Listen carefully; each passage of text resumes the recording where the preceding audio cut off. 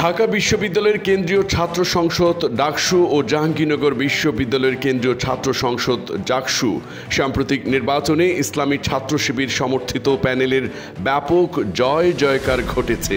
শিক্ষার্থীদের ভোটে এই জয় এসেছে বেশ কিছু প্রেক্ষাপট ও কৌশলগত কারণে।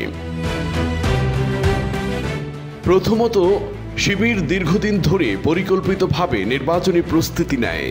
হলে ক্যাম্পাসে নিয়মিত যোগাযোগ, সাধারণ শিক্ষার্থীদের ছোট ছোট সমস্যায় পাশে থাকা এবং দীর্ঘমেয়াদী প্রচারণা তাদের পক্ষে ইতিবাচক পরিবেশ তৈরি করে।